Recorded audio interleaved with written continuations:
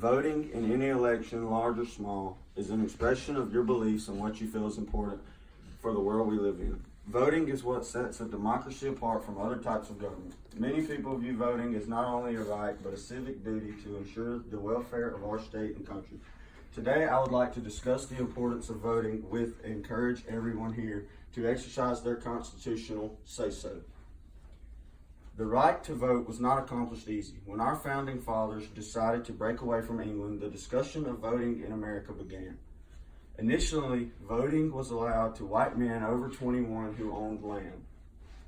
It wasn't until the 14th Amendment to the Constitution was passed that all white male U.S. citizens were allowed to vote. Shortly after, the 15th Amendment gave voting rights to men of all races, but the government still found ways to limit voting rights. In 1870, to be able to vote, men had to pass literacy tests and pay a poll tax, which many couldn't afford. Women and Native Americans are still not allowed to exercise voting privileges. For decades, this is how voting proceeded. Women's suffrage or voting rights movement was led by Susan B. Anthony. Years of rallying together, government involved in women's rights led to the 19th Amendment to the U.S. Constitution. The 19th Amendment was passed in 1920, granting all U.S. women voting rights. But surprisingly, at this time, Native Americans, male or female, were still not allowed to vote.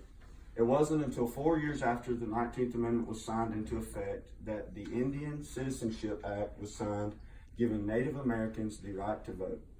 Even though all U.S. citizens had the constitutional rights to vote, racial prejudice and poll taxes still prevented thousands of Americans from being able to vote.